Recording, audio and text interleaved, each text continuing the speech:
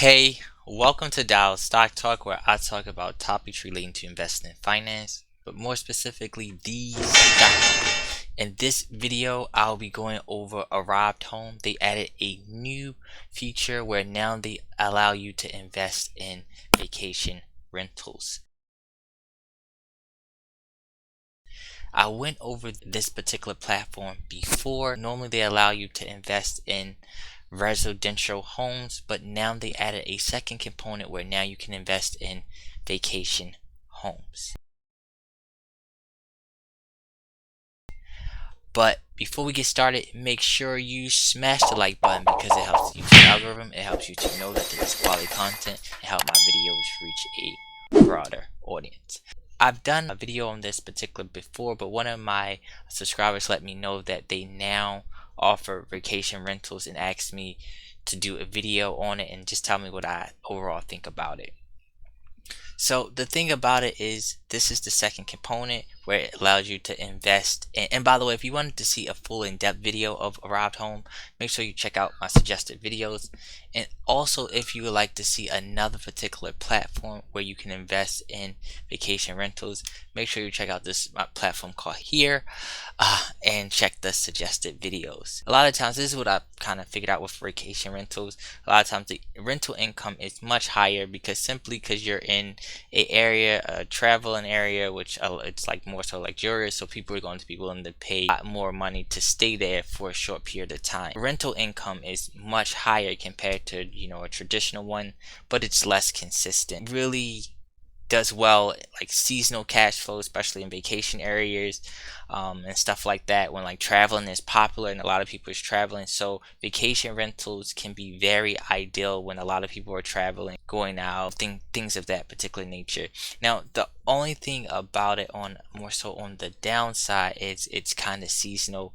It's inconsistent. Sometimes you can be making a good amount of money, but if people stop traveling or stop kind of going out a lot, then you can see a huge decrease as far as rentals.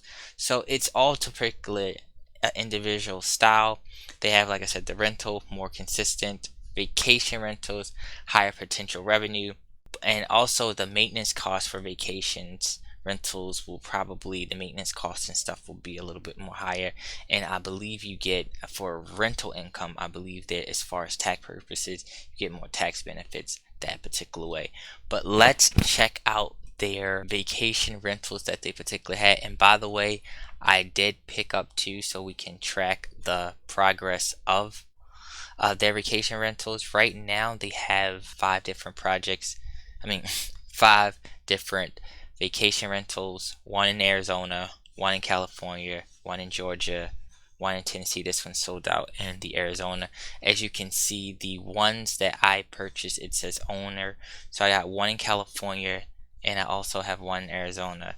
The difference between the two, one of them I got because they did use leverage, meaning like they took out it was the investor's money and they had a loan, and then the other one, the property was just the investors' money altogether.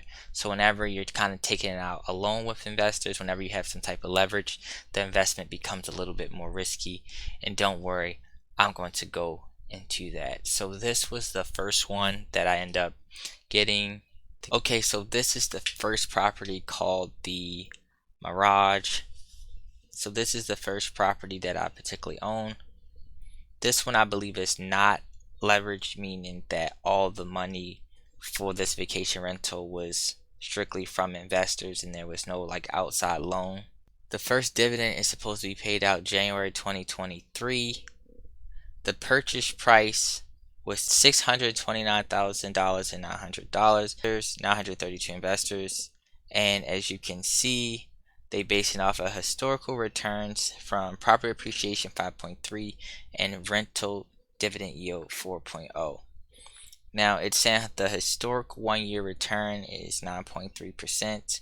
Only kind of time will tell, and it shows you the average daily rate that they particularly charge, as well as the monthly revenue as far as the monthly occupancy. Now as you can see, this one I would definitely pay attention to this. You can kind of know your risks, which leverage, meaning like if they have a loan or if it's just investors' regular capital. As you see, there's no particular leverage. It says relative to other properties on a route home, this property may carry lower potential for equity return, but also carries lower potential for volatility given the amount of leverage used by the property. So there's no particular leverage in this particular property. And then you can see they use some money for improvements and stuff like that, which came to a total property value of $846,341. And this is how much money was raised by investors. So the holding period is 5 to 15 years, the total amount in shares. So this is pretty much like what we're looking at here. And this is for the first particular property. They gave it a score: rental demand, revenue growth, season, regulation, and investability. So they gave it an A minus. But like I said, this is something relatively new, so we will track this very closely. And for the other one that I actually end up getting, this one. Now this one is in Arizona. This one was, they did use a little leverage. This one is definitely in Arizona. And let me see the amount. It should easily say on the outside. Let me see. I guess it didn't. But anyway, we can kind of scroll down and see the purchase price and how much was raised by investors and how much was taken out by a loan. But this is the picture. This was the one in Arizona. Currently, this one is 100% funded from investors, $893,020. If we can scroll down, the purchase price, $1,050,000. How many investors? 1,059. Scroll down, we can see property value growth historically at 12.6. To me, that kind of seems pretty high, but like I said, we'll kind of have to see. And as far as rental dividend yield, 5.2. Now as you can see, hypothetical 1-year return 17.8%. That's extremely high, so I'm not necessarily even expecting that. But if they can at least give 10%, 10 for me, that would be great. But that's kind of really high. But the also thing you want to look at, they are using leverage per se. So the investors aren't fully funding this vacation rental. They're also having a loan that combines, which definitely takes on more risk, because if the value of the property drops and stuff like that, then the amount of equity that you would particularly have, all that and stuff can fluctuate substantially. And as you can see, when we go down here, as we see that the total property amount, $1,334,011 for the total property amount. The amount that's raised by investors are $893,020, but the property loan, and look at the interest rate, 6.625%. That's not all that.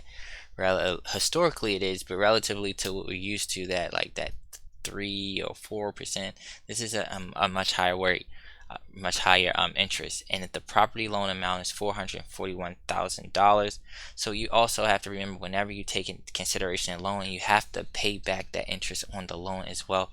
So whenever you're using a loan to fund vacation homes or something like that, it becomes a much higher risk. So yes, as long as the property increases, as long as you can have people in there, you can make a lot more money. But if the housing market drops substantially, that's then when you really can end up losing a good amount of money. So it's always good to kind of know both ways. Now if we look at my overall portfolio, go to portfolio, as we can see, I own altogether 7 properties, and 2 of them are vacation rentals. And I'll definitely keep you guys, and it's these 2 right here, the vacation rentals, the Ace and the Mirage. So this one is leverage and this one is not. So these are all my other ones. I'll definitely give you an update. In this particular video, I just wanted to focus on the vacation rentals that they particularly offer. Make sure, and by the way, if you're interested in a robbed home, I'll have a affiliate link in the descriptions below, as well as if you have any other questions, just kind of let me know. And like I said, for this video, I just wanted to strictly focus on their vacation rentals that they particularly offer. And let's check out, matter of fact, one more vacation rental that they particularly had before I end up going. The one that they have already sold out was for Tennessee. And we can scroll down, and as you can see, this is the information. As far as the returns and stuff, I would always kind of just assume on the lower end, but like I said, this is hypothetical. With vacation rentals, I've just noticed they're really starting to get a pretty popular, but this one's 50% leverage, so this one is, I would consider the, they say the market grade and all that stuff is A plus, but you gotta this is very high. 50% of this, the value of this house was not funded by investors but by the loan itself. So to me, that's what I consider a little bit higher, is 50%. So the investors only have 50% equity in this particular house. It's very interesting to see how this particular one goes. But like I said, I just wanted to show you guys that. If you have any questions, let me know in the comments below. If you haven't already, make sure you hit the like button. If you're new, make sure you subscribe to my channel.